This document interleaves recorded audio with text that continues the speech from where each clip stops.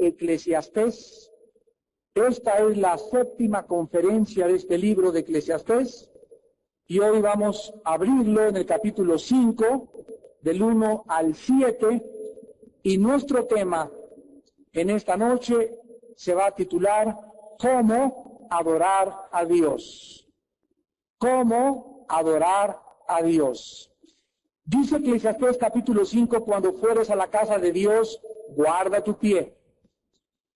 Y acércate más para oír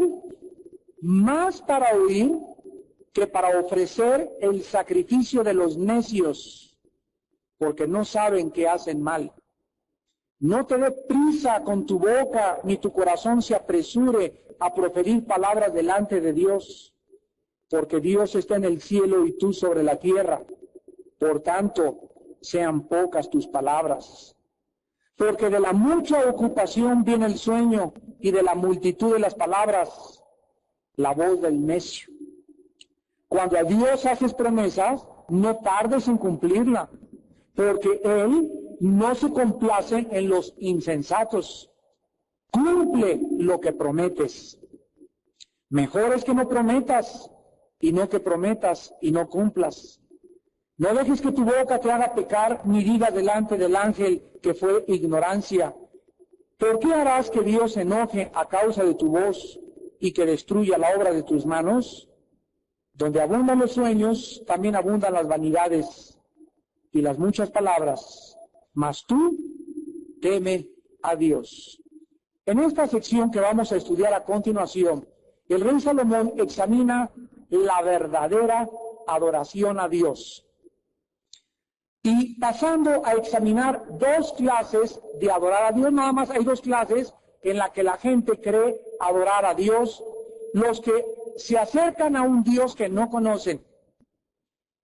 A estas personas la Biblia les llama religiosos. Y las religiones, en general hablando, tuvieron su origen en Caín. Cuando Dios se reveló al ser humano como nuestro creador, nuestro legislador, nuestro sustentador, es lógico que ese Dios que nos creó a su imagen y semejanza es y sea el que establezca los términos, los estatutos, las leyes, las condiciones, los requerimientos de cómo acercarnos a Él. Dios no nos crea y nos dice: acérquense a mí o búsquenme en los árboles, búsquenme en el Teposteco, búsquenme en Teotihuacán, búsquenme según ustedes crean. No, Él nos dejó la Biblia, para que en la Biblia nosotros sepamos con certeza y seguridad la forma en la que Él demanda que nosotros nos acerquemos a Él. Entonces hay una adoración que es la adoración religiosa, vacía, sin significado, autómata, automática, mecánica, sin sentido en lo que se hace, basada en la superstición, en el paganismo y en la idolatría. Por ejemplo, en el Salmo 115, la Biblia habla claramente acerca de esta adoración. Y dice el salmista en el 115, en los versículos del 3 en adelante: nuestro Dios está en los cielos, todo lo que quiso ha hecho. Los ídolos de ellos son plata y oro, obra de manos de hombres. Tienen boca, mas no hablan. Tienen ojos, mas no ven. Orejas tienen, mas no oyen. Tienen narices, mas no huelen. Manos tienen, mas no palpan. Tienen pies, mas no andan.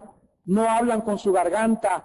Semejantes a ellos son los que los hacen, y cualquiera que confíe en ellos. La Biblia dice que nosotros tenemos la tendencia de ser lo que adoramos, y es lógico. Si yo tengo como héroe a Rambo, yo voy a tratar de ser como Rambo.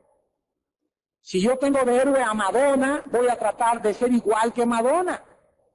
Si mi heroína es Elizabeth Taylor, o un artista, o un atleta, o un político, o lo que sea, es lógico que trate de ser semejante a esa persona a la que yo considero importante. Si yo sigo a Jesús, es lógico que yo quiera ser como Jesús. Entonces, semejantes somos a lo que adoramos. Las personas que están en la idolatría se convierten exactamente, sin que se den cuenta, en personas carentes de sentido. Se acercan a algo que, lo vamos a ver más adelante, el carpintero agarra un pedazo de madera, lo levanta, le da la forma, le pone los pies, le pone los brazos y le pone San fulano de tal, lo pongo ahí enfrente de mí, y eso que yo hice con mis manos, me acerco y lo adoro. O sea, estoy adorando la obra de mis manos. Y esta cosa que tengo enfrente de mí no me ve, no piensa, no me habla, no tiene oídos, no camina, no tiene vida, es algo inanimado totalmente. Yo lo hice, es mi creación, yo no soy Dios, yo no puedo crear algo y al mismo tiempo yo lo que yo creo, adoro. Entonces, tarde o temprano, yo comienzo a hacer como esa cosa que yo edifiqué con mis manos. Comienzo a enseguecerme, comienzo a mis oídos se vuelven sordos, comienzo a actuar de una forma mecánica y autómata con el propósito nada más de limpiar mi conciencia. Y de darme por satisfecho después de que me postré ante un ídolo, pues ya cumplí, y ahora Dios ya me ha escuchado, y puede ser la pirámide de Teotihuacán, ni para que vea energía, son puras piedras, qué energía ni qué nada, el teposteco, invocar hay una cosa, no hay absolutamente nada más que árboles, etcétera, etcétera. Entonces el ser humano tiene esta tendencia, de acuerdo a la Biblia, y la historia nos confirma que esto es verdad. No ha existido ninguna civilización, ninguna tribu, ninguna cultura que no haya adorado múltiples dioses. La única nación en la historia que ha dado testimonio de un solo Dios y del moniteísmo ha sido la nación de Israel. Y con ese propósito Dios llamó a Abraham de la tierra de los caldeos para que a través de ellos, a través de la historia, cruzara la historia este pueblo llamado los judíos, y ellos puedan anunciarles a las naciones que hay un Dios, nada más. Oye Israel, a Jehová, Jehová tu Dios uno es. Baruch haba Adonai, bendito el que viene en el nombre del Señor. Cuando los judíos digan esto en hebreo, es cuando ya se convirtieron. Bendito el que viene en el nombre del Señor. En Juan capítulo 24, vayamos a Juan capítulo 24, Jesucristo al bajar al mundo tuvo esa intención de establecer, esclarecer al ser humano la adoración, porque vamos a descubrir al finalizar el estudio que fuimos creados para adorar a Dios. Imagínense nada más si Dios no está interesado en saber cómo adorarlo. En Juan capítulo 4, Cristo se encuentra con una mujer que era prejuiciosa socialmente, inmoral, llevaba 5 matrimonios, y cuando Jesús habló con ella, el hombre que estaba viviendo con ella ni siquiera era su esposo. O sea, vivía en fornicación, vivía en adulterio. Era una mujer que ninguna persona tendría ganas de tenerla como su mejor amiga, más que las personas inmorales, ¿verdad? Dice la Biblia que lo semejante atrae a lo semejante. Entonces, precisamente, Cristo vino a buscar este tipo de mujeres y de hombres. Él no vino por los que se creen sanos. Y cuando Jesús les dijo a los discípulos al iniciar el capítulo que quería pasar por Samaria, y ellos, pero ¿cómo Samaria? Que están los samaritanos, están peleados con los judíos. Cristo sabía perfectamente bien en su omnisciencia, porque era Dios, que se iba a encontrar con esta mujer, y lo hizo a propósito. Entonces, esta mujer, aparte de ser prejuiciosa socialmente, y aparte de ser inmoral, qué curioso, era muy religiosa. Y se persinaba y todo, ¿verdad? Y así como vemos que los narcos también dan dinero a la obra de Dios, ¿verdad? Y creen que se limpian la conciencia, nos damos cuenta, hasta los mafiosos, ¿no? Al Capone daba $1 millón cada 3 meses a la religión a la que pertenecía él en Brooklyn, Nueva York. Así que nos damos cuenta que la gente religiosa, buena o mala, pero es religiosa. Se limpia la conciencia. Entonces en el versículo 21, en el versículo 19, después de que Jesucristo le profetiza en el versículo 18 quién era, al decirle, 5 maridos has tenido, y el que tienes no es tu marido, esto has dicho con verdad. Al Jesús hablarlo con un profeta y la mujer darse cuenta que este hombre que tiene enfrente es un hombre que jamás en su vida ha visto, y además es judío, la mujer le contesta, me parece que tú eres profeta. Y vean ustedes lo que la mujer le dice a Jesús, queriendo la mujer introducirse en el área o en el tema de la religión. Nuestros padres adoraron en ese monte, y ustedes dicen que allá en Jerusalén es el lugar donde se debe adorar. Cuando la mujer comienza a hablar con Jesús, ella tenía un concepto de ubicuidad, de confinamiento, de que Dios tenía que estar en esa iglesia, o en esa religión, o en esa religión. Y lo primero que le dice es, mis padres me enseñaron esta religión, y me dijeron que ahí es, en ese lugar donde debo de ir, debo de hincarme y debo adorar a Dios. Ustedes dicen que no, que es en la ciudad de Jerusalén. Y vean lo que Jesús le contesta. Mujer, créeme que la hora viene cuando ni en ese monte, ni en Jerusalén, adorarán al Padre. Lo primero que Jesucristo viene a revelarnos es que si queremos saber nosotros de verdadera adoración, ¿a quién le debemos de creer? Lo que me dijo mi papá, lo que me dijo mi abuelo, lo que me dijo el obispo, lo que dijo mi abuelita, o lo que dice Jesús. ¿Ya lo vieron? Créeme. Tenemos que creerle a Jesús, porque Él bajó del cielo para revelarnos cómo adorar a Dios. Entonces, si queremos dar el primer paso para saber es que ustedes dicen una cosa y esta religión dice otra cosa, no vamos a oír nada de lo que dice ninguna religión. Vamos a oír a Jesús en la Biblia. Y Él nos sacará de nuestra confusión. Mujer, créeme. Le pide a la mujer que le crea a Él. La hora viene cuando ni en ese monte, ni en la iglesia romana, ni en la iglesia protestante, ni en la iglesia mormona, ni en la iglesia de los testigos de Jehová, ni en la ciencia cristiana, no es en ningún lugar específico, no es bajo el nombre de ninguna organización, porque ustedes adoran lo que no saben. Y la gente a través de toda la historia antes de Jesús y todavía los que vienen en ignorancia en nuestra época siguen creyendo que para encontrarse con Dios y llegar con Dios necesitan lugar a un lugar de tabiques, de piedra, de techo construido que se llame iglesia. Y ahí, dentro de ese lugar, se sienten que esa es la iglesia y que ahí está Dios. Se salen de ese lugar y ya no está Dios, porque Dios está confinado a una estructura material. Y esto es antibíblico. Señor, ayúdame. Esto es absolutamente antibíblico. Ustedes adoran lo que no saben. Nosotros adoramos. No vean a mí que dice ahí el versículo 22, lo que sabemos. Fíjense ustedes que Jesús nos revela que para adorar a Dios necesitamos conocimiento. Si yo mi adoración hasta este momento es por el conocimiento que mis padres me dieron, a lo mejor mi papito y mi mamita eran muy lindos y todo, pero a lo mejor se equivocaron. No todo lo que heredamos es real ni es verdadero.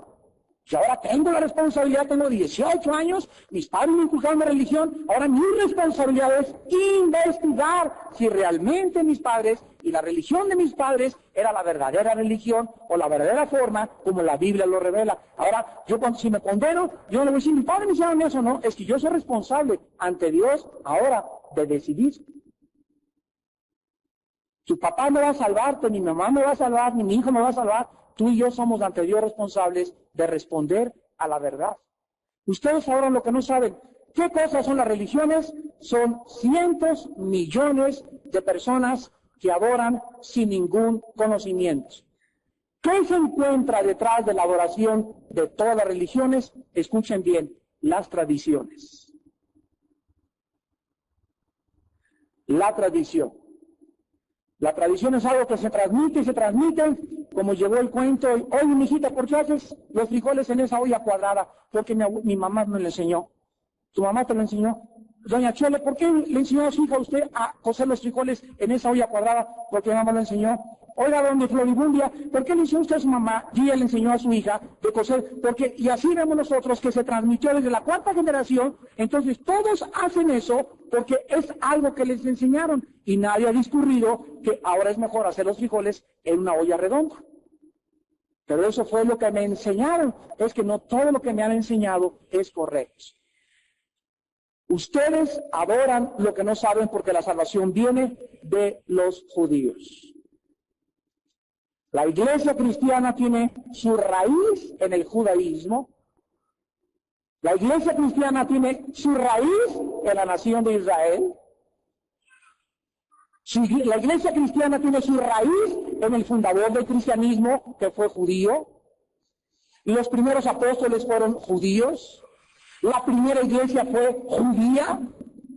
Y el problema que existió dentro de los primeros siglos del cristianismo fue que los judíos no querían dejar sus fiestas, su sábado, su día de reposo, y venía la nueva ola con el nuevo pacto, y venía el cristianismo por este lado, y ahora los gentiles se comenzaban a convertir, y los judíos no querían dejar al judaísmo, y los querían judaizar, y los gentiles los querían gentilizar. Y el libro de los Hechos es un libro en transición, donde encontramos la transición entre el judaísmo y el cristianismo, al hecho y al grado que se tiene que hacer el primer concilio, en Hechos capítulo 15, donde se determina en Hechos 15 que se tenían que dejar todas las cosas del judaísmo y las ceremonias levíticas y las fiestas, Colosenses 2:16, Romanos capítulo 14, 1 Corintios 8, capítulo 10, para determinar que ahora se iniciaba una nueva inauguración en la que se mezclaba el judaísmo con el cristianismo, con las raíces y con la Torah, pero sin la necesidad de cumplir la Torah legalmente, sino ahora moralmente. Y esta transición fue la que hizo que el mismo Pablo se rapara y circuncidara a Timoteo. ¿Por qué? Porque no se había todavía definido claramente que era una mezcla de judíos y de gentiles la iglesia cristiana.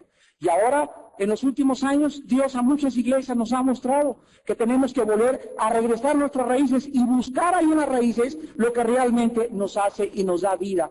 Conocer las fiestas no para celebrarlas, sino para enseñárselas a la gente y ver que en esas fiestas judías se encontraba Jesucristo. En el tabernáculo se encontraba Jesucristo. En las leyes se encontraba Jesucristo. Todo era Jesús en el Antiguo Testamento, en la Torah, el cual tiene su cumplimiento en el nuevo pacto que Dios vino a sellar con su sangre en la cruz del Calvario.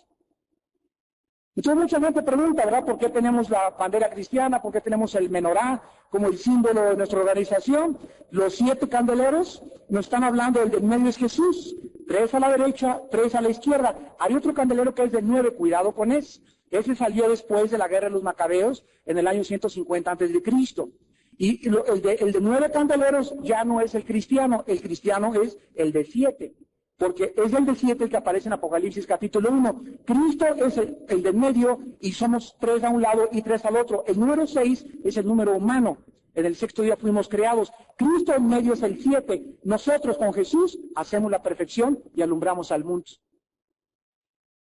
Entonces, ese candelero o menorá en hebreo, no se imaginan el significado que tiene. ¿Y qué significa en medio de los dos hemisferios continentales? Significa que nosotros somos la luz del mundo. El menorá significa la luz. Jesús dijo que la iglesia era la luz.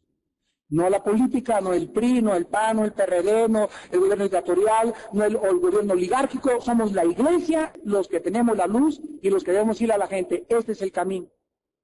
No los políticos, somos nosotros para señalar el camino. El camino es Jesús. Y Jesucristo dice en el versículo 23, mas la hora viene y ahora es, o sea, con su venida de Jesús, cuando los verdaderos adoradores, la mejor frase, la mejor definición de qué es un cristiano, Un cristiano es un verdadero adorador.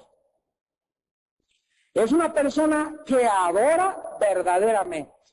Es el que ahora con conocimiento sabe a quién adora, a quién se está acercando. No llega ya como llegamos a nuestra religión, ¿verdad? Y nos persinamos, y esto, y Diosito me dice compañía, y ya cumplí, y me salgo, y me porto como el diablo del lunes al sábado, y el domingo otra vez, y comenzamos a vivir una vida totalmente hipócrita. Una vida falsa. Yo entraba nada más ahí, no sentía ni nada, ni sabía lo que estaba pasando, ni entendía lo que estaban diciendo, pero yo ya cumplí con mi religión. Pero ahora ya sé, al conocer la Biblia y a tener al Espíritu Santo, comenzamos a adorar, dice el versículo 24. Dios es espíritu. No es tabique, no es leña, no es cemento, no es varilla, no es roca. Dios es espíritu. Y los que le adoran en espíritu y en verdad, es necesario que adore. Ahora yo sé que no puedo acercarme ante ningún lugar ni creer que ahí está Dios. Menos a una imagen, menos a un cerro, menos a una pirámide. Ahora en mi cuarto, en la carretera a Toluca, en el Vips, en el baño, donde quiera que yo me encuentre, en cualquier lado, puedo elevar y hacer un altar a mi Dios. Donde 2 o 3 estén reunidos, ahí Jesús está en medio de ellos. Y esto comienza ya a cambiar nuestra forma de pensar. Ahora entiendo. Y es Dios el que comienza a limpiar nuestra mente. Y dice el versículo 23, la última parte, porque también el Padre, tales adoradores, fíjense lo que dice, busca que le adore. Dios está buscando desde el cielo quienes le adoran como Él manda. Y si tú crees que por el hecho de que perteneces a una iglesia cristiana llegas aquí el domingo y crees que por eso eres un verdadero adorador, quiero decirte que cuando llegamos a la iglesia, como dice Hebreos 10, que no dejemos de congregarnos, como algunos tienen por costumbre, tanto más cuando aquel día se acerca, cuando llegamos aquí el domingo a la iglesia, Dios ve a cada uno de nosotros, en qué espíritu venimos. Para comenzar, Dios lo primerito que ve y apunta es los que llegaron tarde.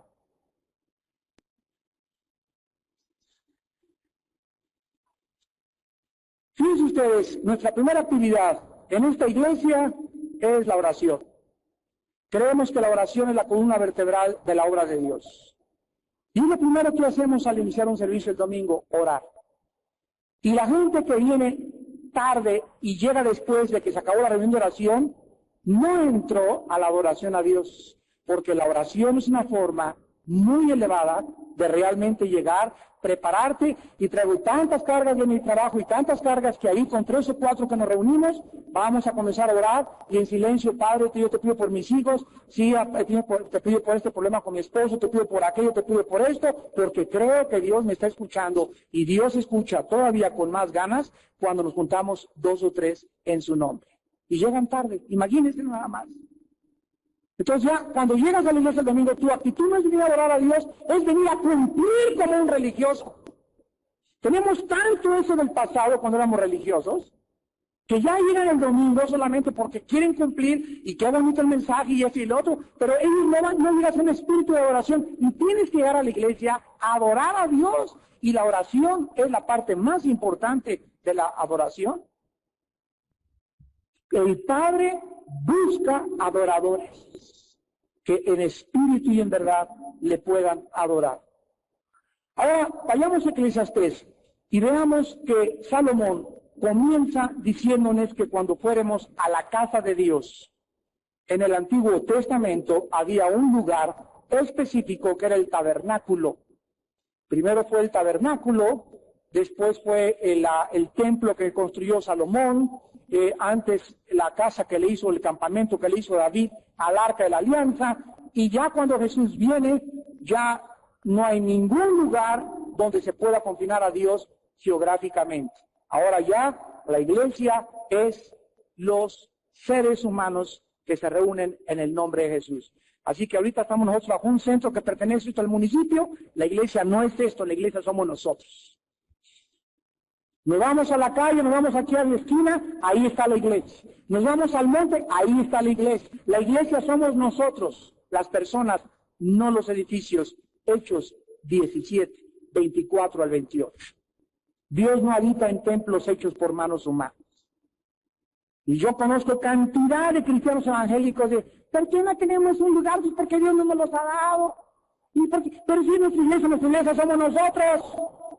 Pero qué bonito que sí, sería muy bonito y muy lindo. Pero tal vez por eso Dios nos quiere para probarnos y estarnos como en el desierto, ¿verdad? Sacando y purificando como el oro a un grupo de cristianos especiales. ¿Por qué? Porque Dios quiere buscar la oración en nuestro corazón. Y hay muchos de ustedes que nada más les cambian de aquí y les quitan el asiento cojinado que tengo y nos vamos a otro lado. Ay, no, yo no voy ahí, nomás voy al centro cívico. Y ahí Dios ve tu corazón. Buscas la comodidad, buscas si está bonito el lugar, si está adornado. No vienes a adorar a Dios en tu vida. Cuando entras a la casa de Dios, guarda tu pie y acércate más para oír que para ofrecer el sacrificio de los necios, porque no saben que hacen mal. Lo primero que se nos dice es que cuando nosotros entremos, nos acerquemos para escuchar bien, porque cuando llegas al servicio o a tu iglesia o al lugar donde te reúnan, no importa el lugar, vuelvo a repetir, vas a escuchar su palabra. ¿Cómo lo escucharon durante 350 años los cristianos primitivos? A ver, ¿se acuerdan? En las catacumbas.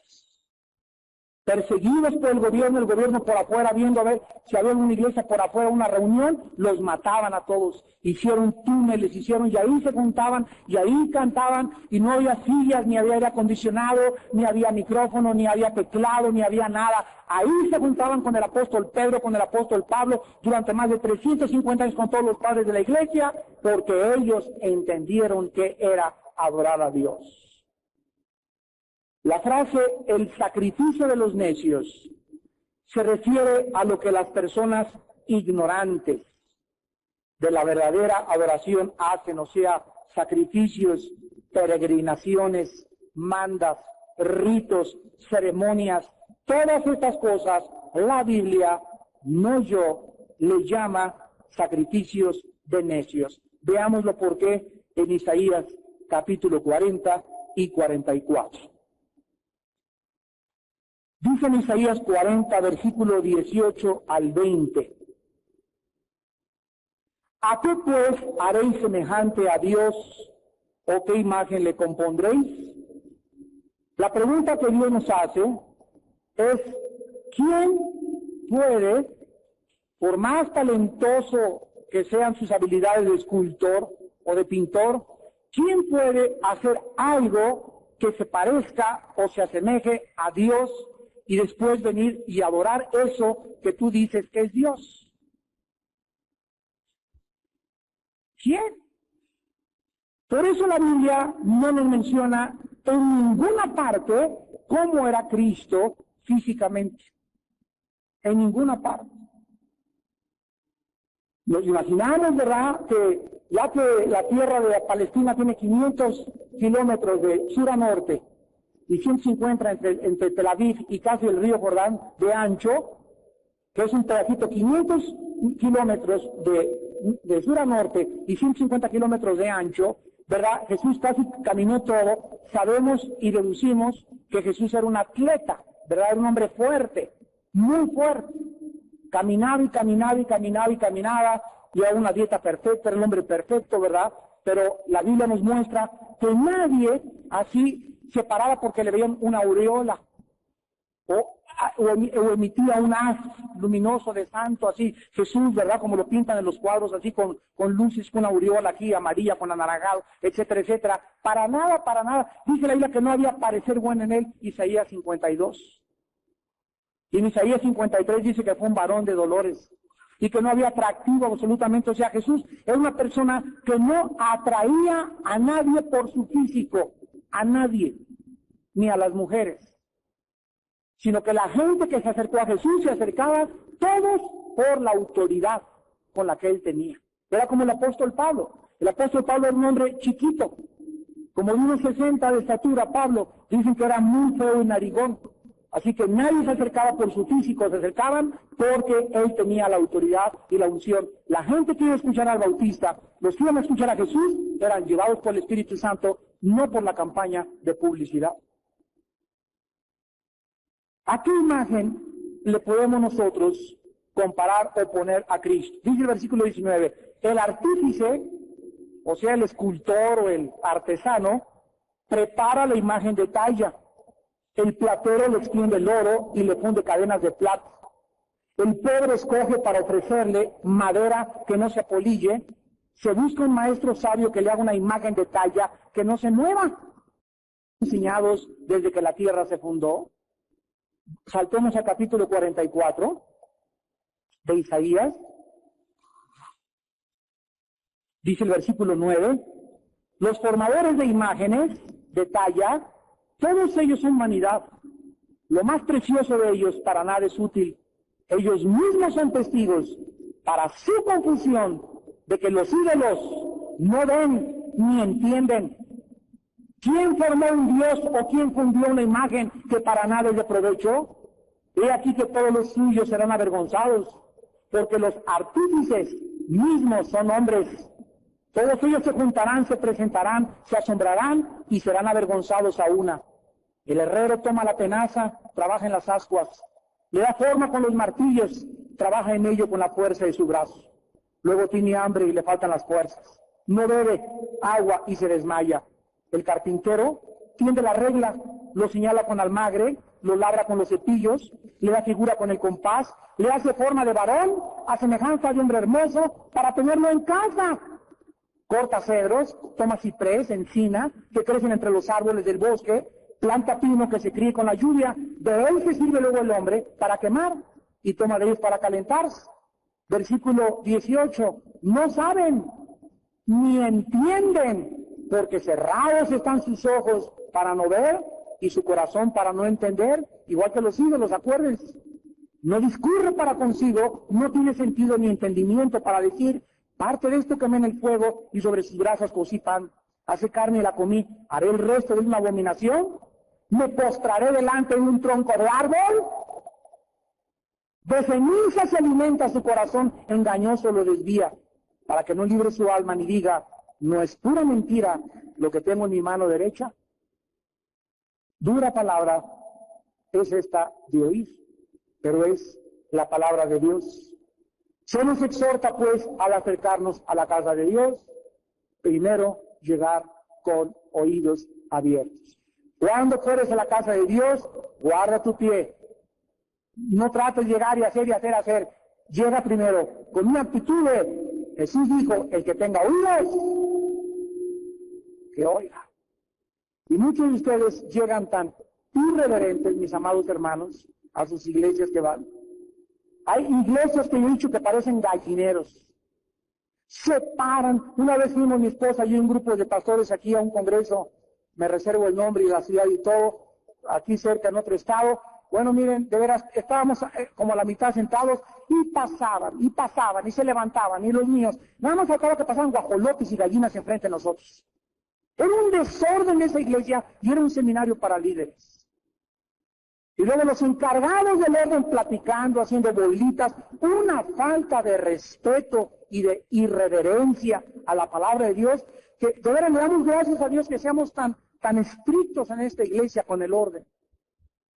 Que por favor ya nadie se pare, que estén tranquilos, que nadie esté platicando, que no hagan grupos, que si quieren platicar que se vayan. ¿Por qué? Porque tenemos que traer al pueblo a la reverencia, al respeto, al temor de Dios. Cuando Dios habla, Dios manda que lo escuchemos.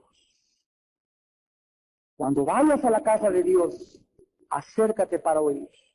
Y si no quieres oír, no vengas.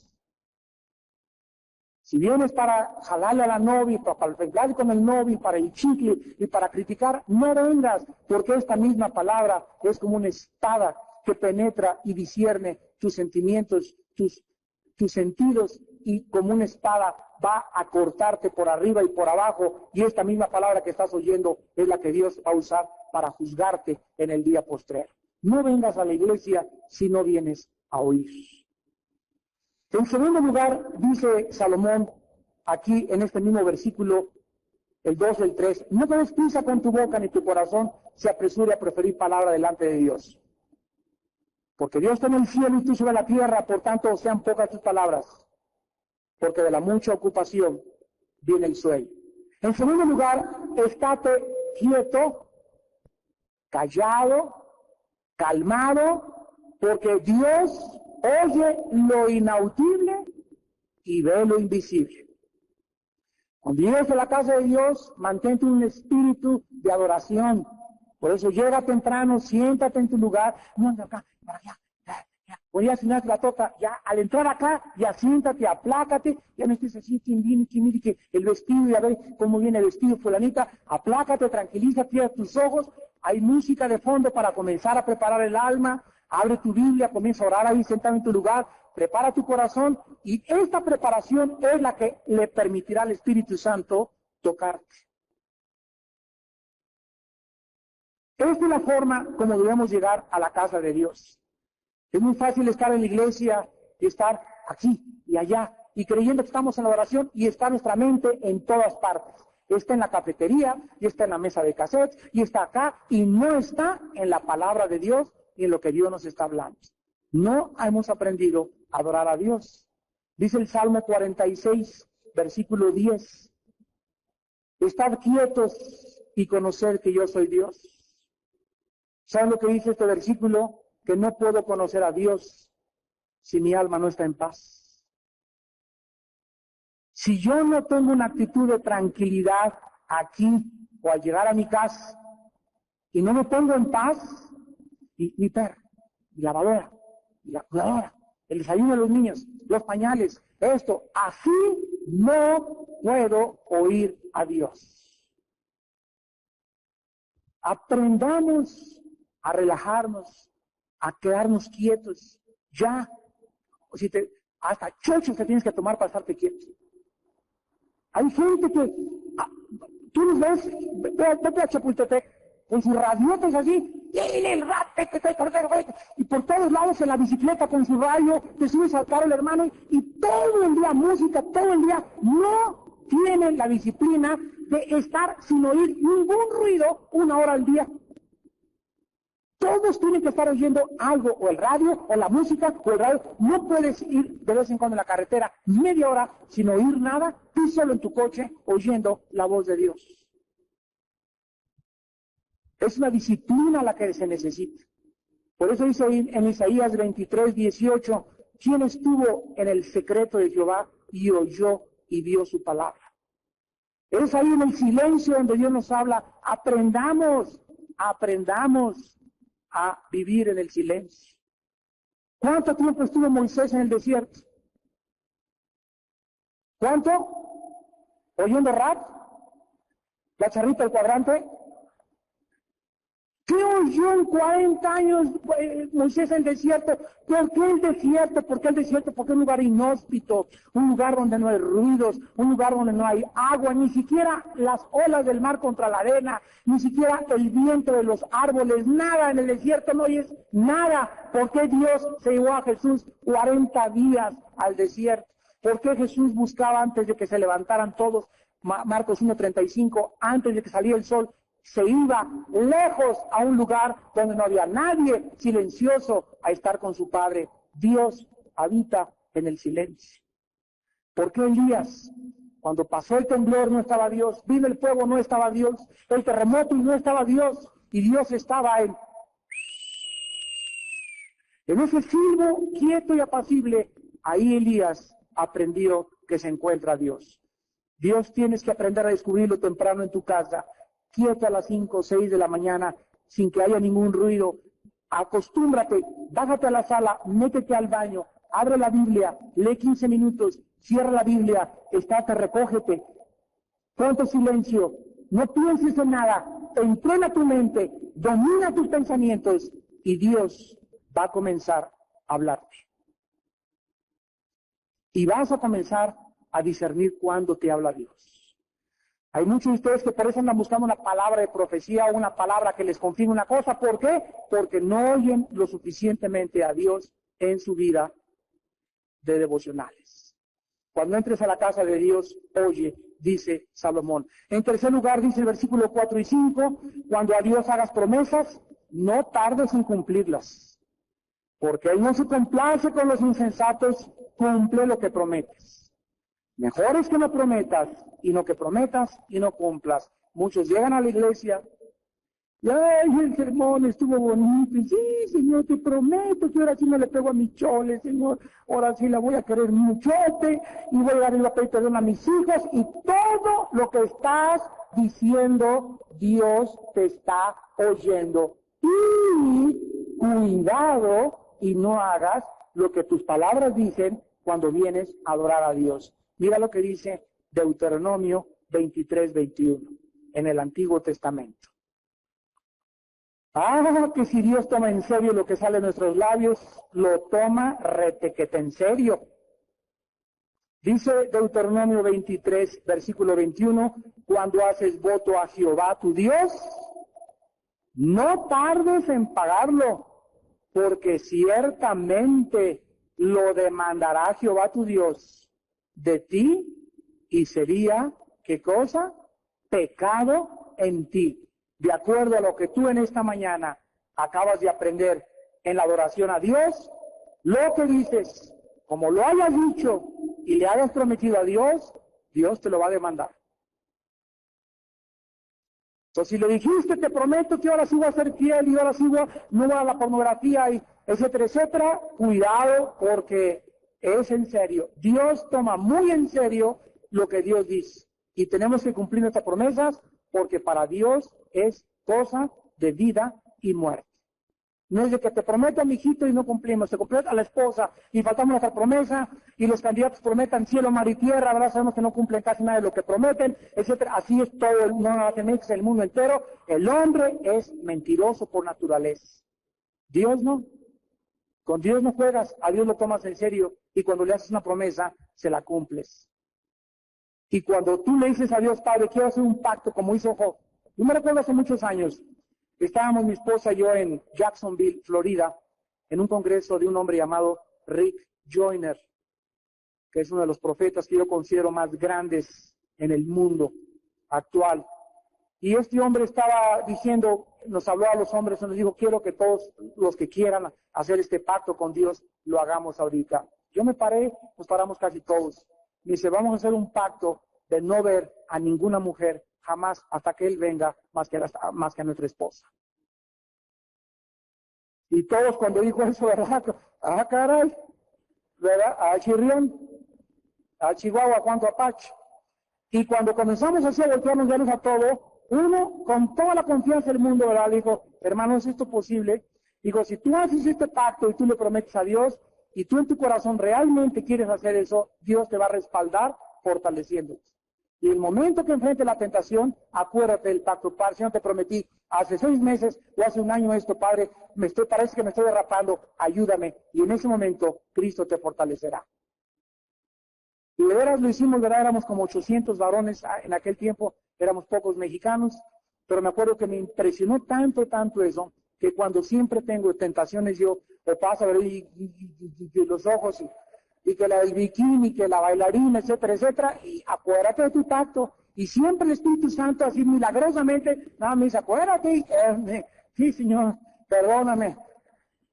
Y comenzamos, ¿verdad? Pero no saben, esto ayuda a formar nuestro carácter, a tomar a Dios en serio. No podemos jugar con Dios. No podemos andar, ¿verdad? Ahí de coquetones y creer que vamos a ser hombres de Dios. No se puede con Dios esto. O somos santos verdaderamente y Él nos ayuda, o mejor no le digas nada y vete, ¿verdad? Vete allá a tomar clases de corte y confección, o vete allá a tomar clases de taekwondo, lo que sea. No vengas a la iglesia, o sea, porque el cristianismo no funciona en tu vida. El cristianismo es conocer a Dios y tomar en serio cuando Él habla. Y finalmente dice Eclesiastés 5, versículo 7, donde abundan los sueños, también abundan las vanidades y las muchas palabras, mas tú teme a Dios. Salomón acaba sus consejos con esta solemne advertencia. Debemos tomar en serio a Dios. Debemos de temer a Dios. Dios demanda nuestra sumisión a sus leyes para que podamos vivir en paz. Antes de que acabara Salomón el capítulo 1 de Proverbios, llamando a la cordura a todos los que quieren vivir como les da la gana, dice el versículo 32 de Proverbios capítulo 1, el desvío de los ignorantes los matará y la prosperidad de los necios los echará a perder. Mas el que me oyere habitará, vivirá, tendrá una vida emocional, estable, confiada, tranquila, saludable, sana. El que me oiga, el que me toma en serio, va a tener salud mental, salud física, salud espiritual y además vivirá tranquilo sin tener nunca miedo de ningún mal. Cuando tememos a Dios, no tememos al hombre. Cuando tememos a Dios, no tememos a que el pueblo explote el Popocatépetl. Cuando tememos a Dios, no tememos a que venga un huracán y azote mi casa y no llegue a mi casa. ¿Por qué? Porque si Dios me quiere llevar a través de un leñazo que me cae del popo, un tabicazo que me cae de un terremoto, me quedo ahogado, lo que sea, para mí el morir es ganancia. Aunque ande en valle de sombra de muerte, no temeré mal alguno, porque tú estás conmigo. El bien y la misericordia me seguirán todos los días de mi vida, y algún día en su casa moraremos por largos días. Y saben ustedes que esto es el fruto de la adoración. Aprendan a adorar a Dios. Yo les digo con todo mi corazón, yo he aprendido a adorar a Dios verdaderamente. Tengo me convertí en el 74, 84, 94, 26 años tengo de ser cristiano, 23 de ministerio, de predicar la palabra. Y en los últimos 10 años he aprendido a adorar a Dios. Yo era predicador, evangelista, celoso de la palabra y todo, pero no fue hasta que el Espíritu me humilló y me enseñó las cosas que he aprendido a llegar a la iglesia. Y de veras, me acuerdo llegar a las iglesias, Santo, Santo, Santo, Señor omnipotente, siempre el abro mío, flores te dará. Y acabamos, y habla Himnario, página número 25, y ahora para ahora en gloria de Dios, los hermanitos Jiménez, Santo, Santo, los hermanitos Jiménez, para en gloria de Dios, número musical, y todo era tan frío, tan superficial, tan carente de significado, mis cantos realmente no estaban en Dios, estaba buscando con los ojos abiertos, y ahora he aprendido verdaderamente en que la adoración es a Dios, me pierdo, ¿verdad?, me siento el trono de Dios y de veras le comenzamos a orar, ya levantamos las manos, cuando se trata de celebrar, celebrar a Cristo, celebrar y brincamos, ¿por qué? Porque todo nuestro cuerpo expresa lo que sentimos por Dios. Esta es la libertad que el Espíritu ha traído a las iglesias en muchas partes del mundo actualmente. Estamos aprendiendo a adorar a Dios. Y tú lo sabes en tu corazón y tu conciencia te da testimonio de que muchas veces no sabíamos en las religiones en que vivíamos adorar a Dios. Todo era mecánico, automático, frío, carente, llegábamos amarrados. Levantar las manos ni lo pienses. Alguien levantaba la mano y te hereje, loco, fanático. Pero todo eso se está rompiendo. ¿Por qué? Porque el Espíritu Santo está preparando a la iglesia como a una novia con un vestido sin arruga. Sin arruga nos habla de la juventud y sin mancha nos habla sin pecado. Como una novia sin mancha y sin arruga, y la iglesia está preparándose para encontrarse con el esposo. ¿Estás tú listo para encontrarte con tu Dios? Aprende a adorarlo en esta misma noche. Oremos. Señor, te damos gracias por enseñarnos a adorar. Porque todo lo que hacemos para ti viene de ti. El pecado borró dentro de nuestro ser la capacidad de saber cómo adorarte y por eso el hombre inventó las religiones.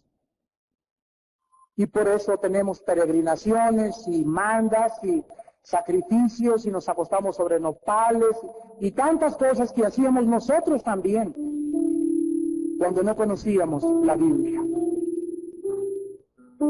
Cuando seguíamos solamente las tradiciones de los hombres, pero en el corazón tú no estabas con nosotros, ni nosotros contigo. dijiste esas palabras a este grupo de religiosos en tu tiempo. Este pueblo de labios me honra, pero su corazón no está conmigo, porque en vano me honran, siguiendo las tradiciones de los hombres. Y con esas tradiciones que siguen, invalidan el mandamiento de mi Padre. Marcos capítulo 7. Padre, te damos gracias por seguirnos enseñando cómo adorar. Padre, yo te pido por tu pueblo que en esta noche te está oyendo a través de la televisión también. Amados santos y consiervos nuestros, allá en otros países que nos ven, aprendan a adorar a Dios.